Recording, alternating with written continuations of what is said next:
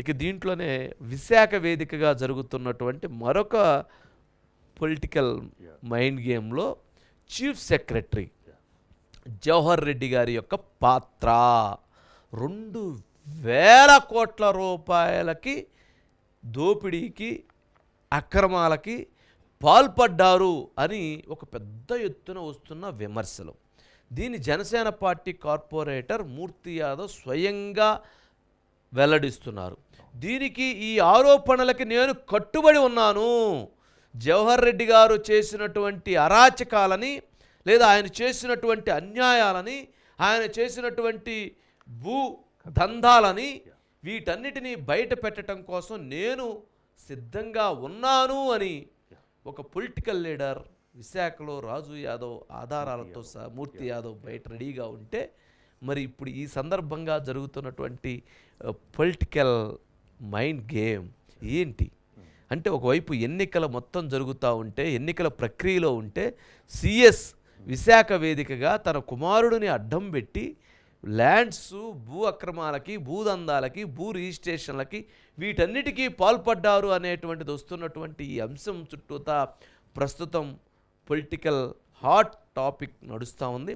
దీనికి సంబంధించి ఏమి ఆరోపణలు చేశారు, ఈ అంశాలకి ప్రభుత్వం అంటే సిఎస్ ఏం చెప్తారు. వాస్తవంగా జవహర్ రెడ్డి గారికి ఒక మంచి పేరు ఉంది, కానీ ప్రస్తుతం జవహర్ రెడ్డి గారి మీద వచ్చినటువంటి ఆరోపణలకి చాలా తీవ్రమైనటువంటి ఆరోపణలు. మరి అటువంటి ఒక నిజాయితీపరుడిగా ఒక మంచి వ్యక్తిగా ఉన్నటువంటి ఆఫీసర్ పైన ఇన్ని విమర్శలు వస్తే మరి ఆయన ఏం ఆన్సర్ చేస్తారు, వాటికి ఏం క్లారిఫికేషన్ ఇస్తారు అనేటువంటిది కూడా చాలా ముఖ్యమైనటువంటి అంశంగా చూడాలి. దీనికి సంబంధించి ఒకసారి బైట్స్ ప్లే చేయండి.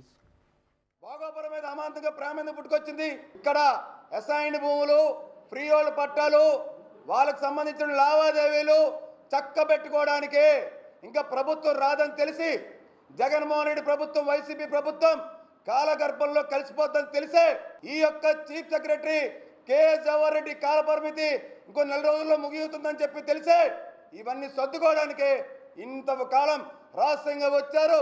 ఇవన్నీ చక్క పెట్టుకుంటున్నారని చెప్పి ఇప్పుడు కూడా చెప్తా ఉన్నాను నేను. భోగాపురం మీద అమాంతంగా రైట్, ఇది ఒక వైపు అంటే ఎంతటి ఒక ఇది ఈ ల్యాండ్ రిజిస్ట్రేషన్స్ సంబంధించి కూడా ఇదొక ప్రక్రియ. భోగాపురం ఎయిర్పోర్ట్ చూడటానికి సిఎస్ గారు వెళ్ళారు. వెళ్ళిన సందర్భంగా వీటన్నిటిని పరిశీలించుకున్నారు. ఇదంతా కాదు, ఈ అసలు ముఖ్యమంత్రి గారి ప్రమాణ స్వీకార ఏర్పాట్లకు సంబంధించి ఒక ప్రణాళిక చేసుకొని వచ్చారు. ఇదొక అంశం. వీటన్నిటితో పాటు కొత్తగా వస్తున్నటువంటి అంశం ఏంటంటే 5 స్టార్ హోటల్ కట్టడం కోసం ఆయన ఇప్పటికే ఒక ప్లాన్ వాళ్ళ కుమారుడు ద్వారా ఒక ప్లాన్ రెడీ చేశారు. ఆ విధంగా కూడా అక్కడ మరొక అంశం జరుగుతుంది అనేది ఇంకొక సబ్జెక్ట్. అసలు ఈ సబ్జెక్ట్స్ మొత్తం విశాఖ చుట్టూతగా సముద్రంలో అలలు ఎగిసి పడుతున్నట్లుగా అక్కడ ప్రస్తుతం మాటల తోటాలు ఎగిసి పడుతూ ఉన్నటువంటి పరిస్థితి ఉంది. మరి విశాఖలో ఎవరు ప్రమాణ స్వీకారం చేస్తారు, విశాఖలో జరిగిన భూదందాల మీద ఎవరు ఎటువంటి ఎంక్వైరీకి ఆదేశిస్తారు, ఏం జరుగుతుందనేటువంటిది కూడా చూద్దాం.